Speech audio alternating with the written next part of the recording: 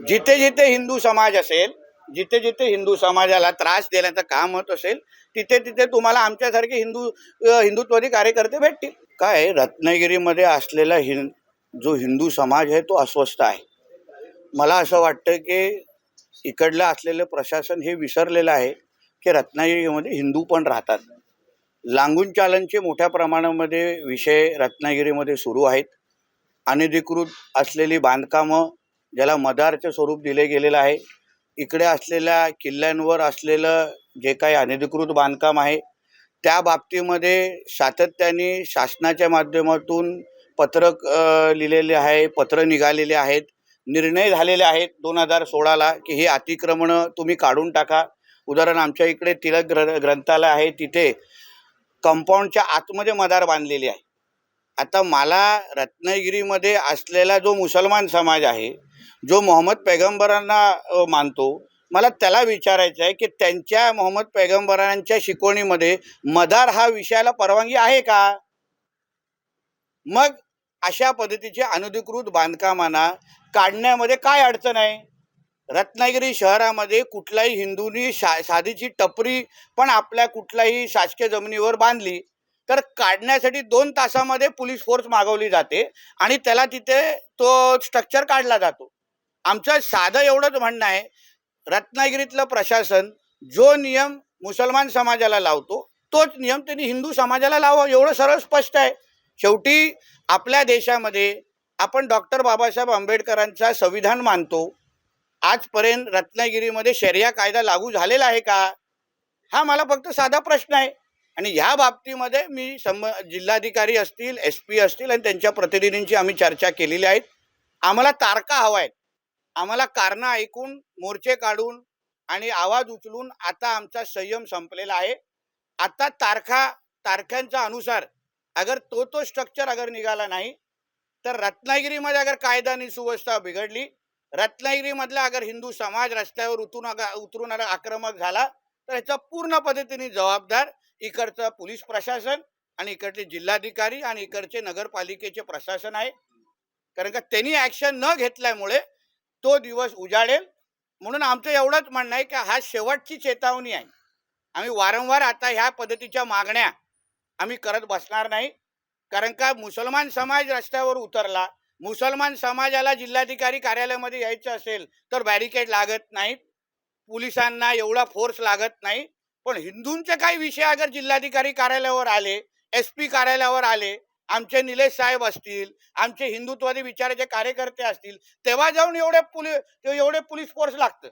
मला हा जो काही बेसिक हिंदू आणि मुसलमानामध्ये जो फरक केला जातो प्रशासनामध्ये तो थांबला पाहिजे. आणि तो नाही थांबला तर रत्नागिरीमध्ये असलेला हिंदू समाज आपला तिसरा डोळा उघडेल आणि मग इकडे होणारा तांडव हा आमच्या कोणाच्याही हातात राहणार नाही. सर, नुकतीच परवा 2 दिवसापूर्वी एका महिलेवर अत्याचाराची घटना घडली, या संदर्भात आपण माहिती घेतली. त्या संदर्भात पण मी SP कुलकर्णी आणि ह्यांनी मला माहिती दिली की त्या संबंधित तपास सुरू आहे. जवळपास 6 CCTV कॅमेऱ्याचे फुटेज त्यांना मिळालेले आहेत. योग्य पद्धतीने तपास चालू हे असं त्यांचं म्हणणं आहे. पण वेळेत अगर माझ्या त्या भगिनीला न्याय भेटला नाही तर मग पुढे काय करायचं ते आता शेवटी सरकार आमचं आहे आणि ते पण हिंदुत्ववादी विचाराचं सरकार आहे, महिलांना सुरक्षा देणारं सरकार आहे. म्हणून आम्हाला पण आमच्या पद्धतीने मग कारवाई करायला लागेल. संजय राऊत यांनी आज सकाळी पंतप्रधानांवर टीका करताना म्हटलं होतं की या संदर्भात काही विषय आहेत का आज झालेला विषय?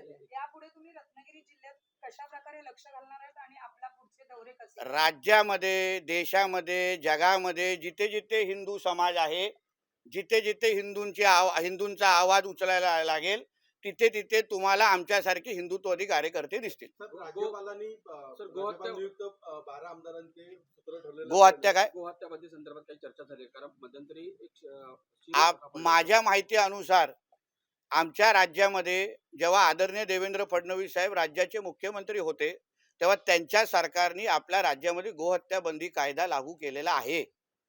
ज्या राज्यामध्ये असा कायदा लागू आहे तिथे कत्तलखाने कसे सुरू आहेत, तिथे गोहत्या कशी सुरू आहे हा प्रश्न मी SP ना विचारला.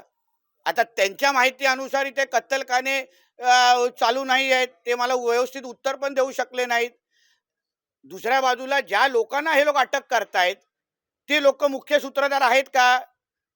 ते फक्त फ्रंटमॅन आहेत, ते पुढे राहून काम वाजवणारे लोक आहेत. जो मुख्य व्यक्ती आहे, जो गौमांस इथे विकतो, जो सातत्याने कत्तलखाने इथे चालवणारे जे काही लोक आहेत, त्यांची ही नावं आम्ही एसपींकडे आणि प्रशासनाकडे दिलेली आहेत.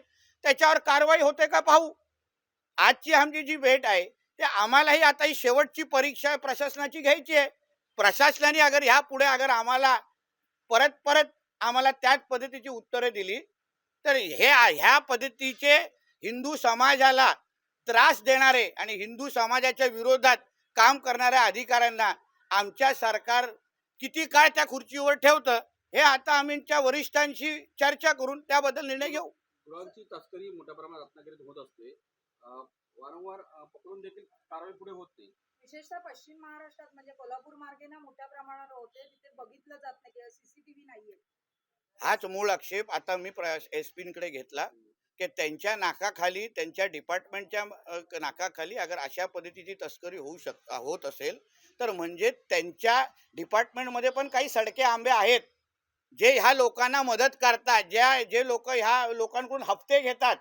तर त्या संबंधित लोकांवर अगर एसपीनी कारवाई केली नाही, शेवटी मी परत सांगतो, मी एसपीना पण तेच सांगितलं की राज्याचे गृहमंत्री, उपमुख्यमंत्री आमचे देवेंद्र फडणवीस साहेब आहेत. अशा काही सडक्या आंब्यांमुळे आमच्या देवेंद्र फडणवीस साहेबांचं आम्ही नाव खराब होऊन देणार नाही. म्हणून वेळेत पोलीस प्रशासनाने योग्य ती कारवाई घ्यावी. नाहीतर मग देवेंद्र फडणवीस साहेबांकडून अगर त्या पद्धतीची कारवाई सुरू केली मग पोलिसांनी मग आमचे नंबर शोधत बसावे नाही, आमच्या कोणतरी नात्यागोत्यातले मित्रपरिवार शोधत बसू नये. मग कारवाई जी होईल त्याचे पूर्ण जबाबदार हे पोलीस प्रशासन असेल. एबीपी माझा, उघडा डोळे बघा नीट.